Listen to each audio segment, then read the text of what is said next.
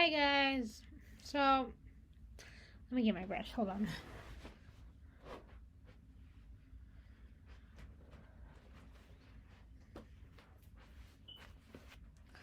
Okay. So, hi guys. It has been quite a minute since I last posted a video, and for that I am really sorry. However, I have time to post a video, so I'm gonna post it right now. I just got out of our pool. Me and my whole family were swimming and stuff.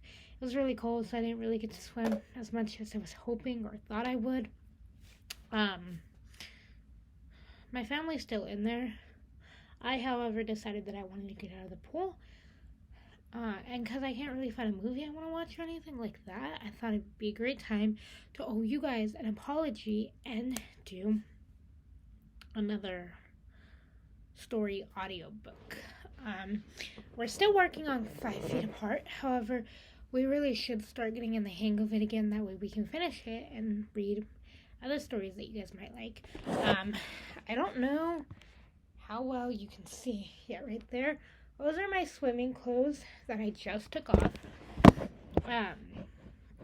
So yeah.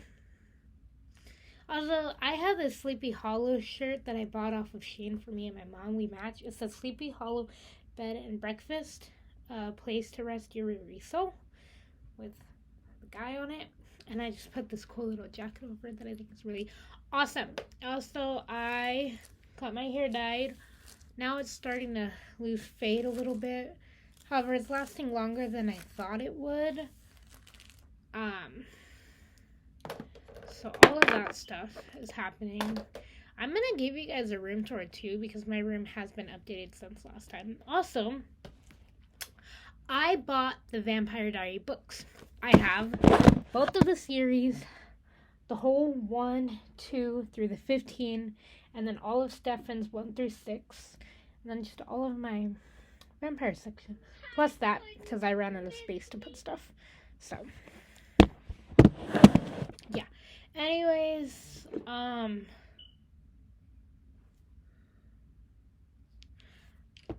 let's go ahead and get into this. So, we are going to be reading 5 Feet Apart. We stopped at chapter 10. So. Wait. I'm confused. Let me check on my phone.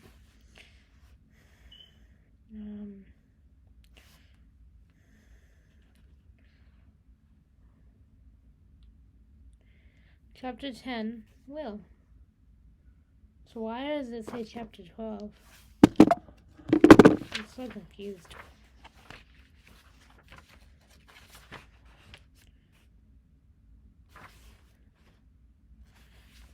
So I don't know why it says chapter 10, so we're just going to go ahead and work on 11 and 12. That way we'll be on 13. So we're on chapter 11, Stella. I slam open the door to my room, Abby's drawings all blurring together in front of me as all the pain and the guilt I've been pushing further and further down.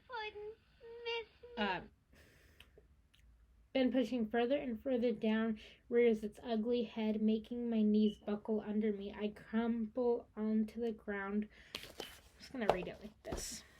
If I can. It'd be really cool if it could cooperate with me. I think it's not working.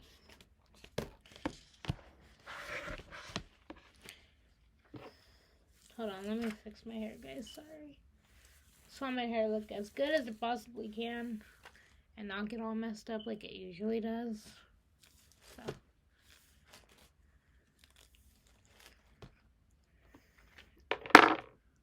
Okay, give me 1 second, guys.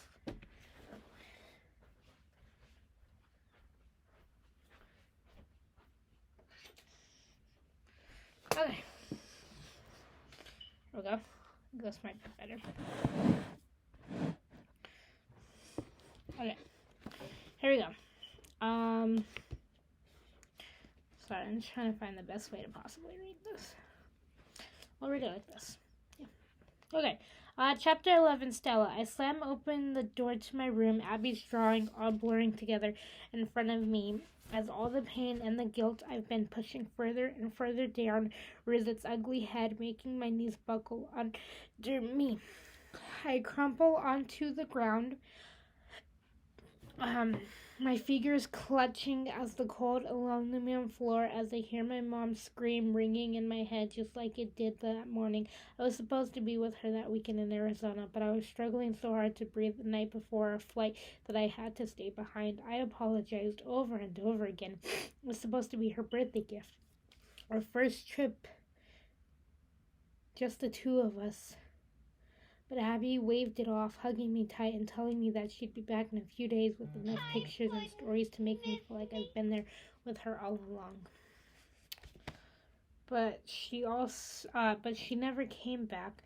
I remember hearing the phone ring downstairs. My mom sobbing, my dad knocking on my door and telling me to sit down. Something had happened. I didn't believe him. I shook my head and laughed.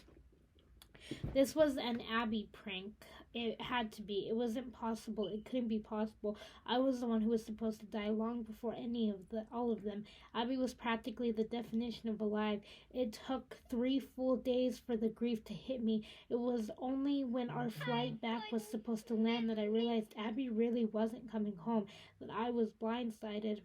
I lay in bed for 2 weeks straight, ignoring my Afflo vest and my regimen, and when I got up, it wasn't just my lungs that were a mess. My parents couldn't talk to each other, couldn't even look at each other. I'd seen it coming long before it happened. I prepared Abby for what to do to keep them together after I was gone, but I hadn't expected to be the one doing it.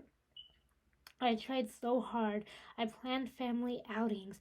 I made dinner for them when they couldn't do anything but stare off into space. But it was all for nothing. If Abby came up, a flight always followed. If Abby came up, a fight always followed. If she didn't, her presence suffocated the silence. They were separated after 3 months, divorced in 6, putting as much distance between each other as possible, leaving me straddling the in-between. But it hasn't helped ever since then. It's like I've been living a dream, every day focused on keeping myself alive to keep them both afloat.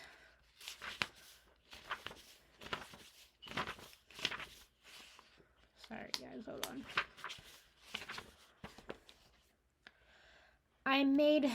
I make to-do list and check them off, trying to keep myself busy, swallowing my grief and pain so my parents don't get consumed by theirs. Now on top of all that, Will of all people is trying to tell me what I should be doing. Sorry about all the texts, guys. It's from my family.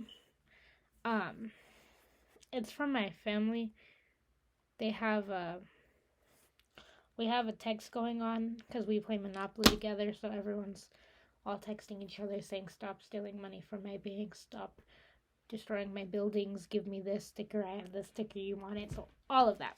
But anyways, them both afloat. I make to-do list and check them off, trying to keep myself busy, swallowing my grief and pain so my parents don't get consumed by theirs. Now, on top of all that, Will of all people is trying to tell me what I should be doing, as if he has any concept of what living actually means. And the worst part is that the only person I want to talk to about it is Abby. I angrily wipe away my tears with the back of my hand, pulling my phone out of my pocket and texting the only other person I know who will understand. Multi-purpose lounge now. Also, I just showered and all of my wet hair is getting on my book, so hopefully it doesn't mess it up. I think of all the drawings around my room, each one a separate trip to the hospital with Abby there to hold my hand, and now there are 3 whole trips without a drawing to go with them. I remember the first day I came to St. Grace's. If I hadn't been afraid before. The size of this place was enough to make a 6-year-old feel overwhelmed. The big windows, the machinery, the loud noises. I walked through the lobby, clenching Abby's hand for dear life and trying so hard to be brave. My parents talked to Barb and Dr. Hamid even before they knew me. They did their very best to help me feel like St. Grace's Hospital was my second home from the moment I got there. Yeah, and it's pictures about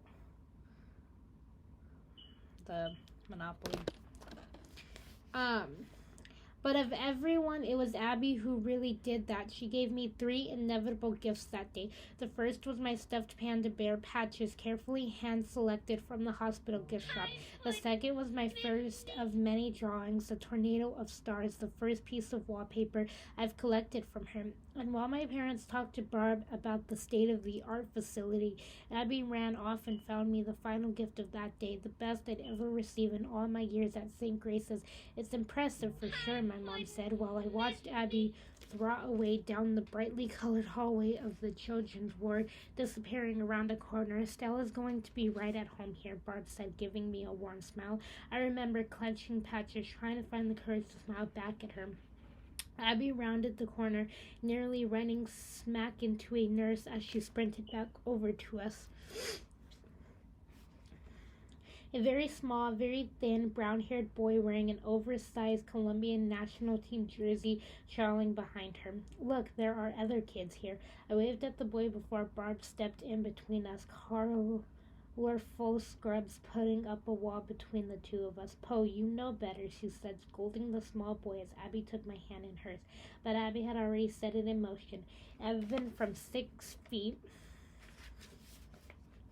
away, Poe became my best friend, which is why he's the only person to talk me through this. I paced back and forth, the lounge a blur in front of me. I tried to focus on the fish tank or the TV or the refrigerator humming in the corner, but I'm still livid over my fight with Will.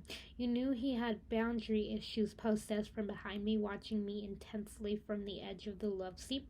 "For what it's worth." Sorry, I thought I heard my brothers or my baby brother crying. Oh yeah, I think I hear my baby brother crying.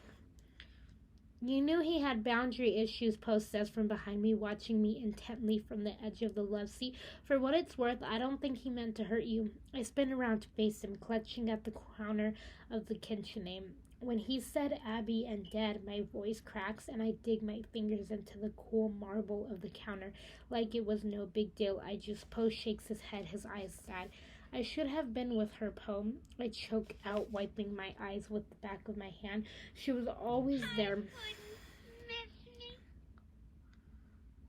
I just got one this morning. I don't have an extra one yet. More about Monopoly. "I should have been with her, Poe," I choke out, wiping my eyes with the back of my hand. "She was always there to stand by me when I needed her, and I wasn't there when she needed me most." Not again. "It's not your fault." She'd tell you it's not your fault. Was she in pain? What if she was scared? I gasp, the air catching in my chest. I keep seeing my sister plummeting down like she did in the GoPro video, and a million times before, bungee jumping and cliff diving with reckless abandon. Only this time there's no wild whoop of joy and excitement. She hits the water and doesn't resurface. She wasn't supposed to die. She was supposed to be the one to live. "Hey, stop, look at me." I stare at him, tears pouring from my eyes. "You have to stop," he says, his fingers clutching the arm rest of the couch, his knuckles turning white. "You can't know, you just can't. You'll drive yourself crazy." I take a deep breath, shaking my head. He stands up, stepping toward me and groaning in frustration. "This disease is a fucking prison. I want to hug you." I sniffed, nodding in agreement. "Pretend I did, okay?" he says. I see he's blinking back, tears too. "And know that I love you more than food, more than the Colombian national team." I crack a smile, nodding. "I love you too, Poe." He pretends to blow me a kiss without actually breathing my way. I slump down onto the mint green love seat, sitting vacant across from Poe's, immediately gasping in pain as my vision doubles. I sit both upright and clutch at my side, my G2 burning like absolute fire. Poe's face turns white. Stella, is everything okay? My G-tube. I see the pain subsiding. I sit up, shaking my head and gasping for breath. I'm fine, I'm fine. I take a deep breath and lift my shirt and see that the infection had only gotten way worse. The skin red and puffy, the G-tube and the area around it oozing. My eyes widen. In surprise. It's okay. Been 8 days here. How have I not noticed how bad it's gotten? Poe Winters shaking his head. Let's get you back to your room now. 15 minutes later, Dr. Heyman gently touches the infected skin around my G-tube and I grimace as pain radiates across my stomach and chest. She takes her hand away, shaking her head as she pulls her gloves off and carefully puts them in a trash can by the door. We need to take care of this. It's too far gone. We have to exaggerate the skin and replace your G-tube to purge the infection. I immediately feel woozy, my insides turning cold. It's the words I've been afraid of since it first started looking infected. I put my shirt back down, trying not to let the fabric rub against the area, but she cuts me off. No buts. I has to be done. We are risking spepis here. If this gets any worse, the infection can get into your bloodstream. We're both silent, knowing how big the risk is here. If I get suspicious, I'll definitely die, but if I get put under surgery, my lungs might not be strong enough to pull me through to the other side. She sits down next to me, bumping my shoulder and smiling at me. It'll be okay.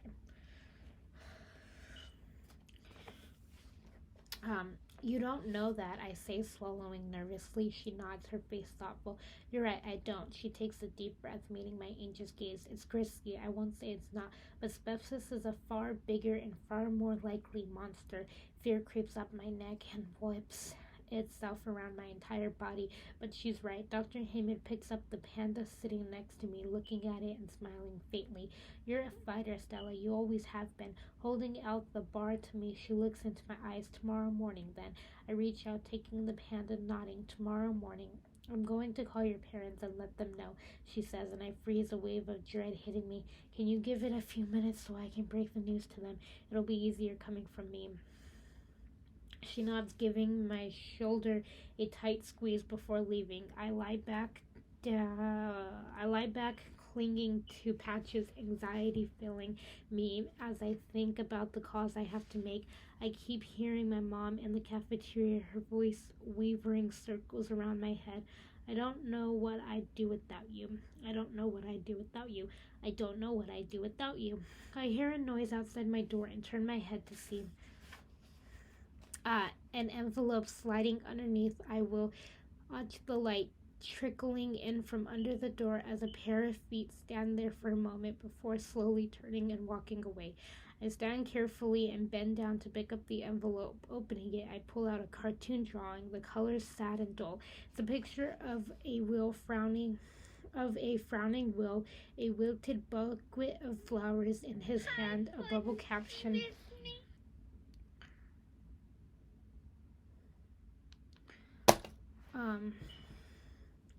A wilted bouquet of flowers in his hand, a bubble caption underneath it reading, sorry.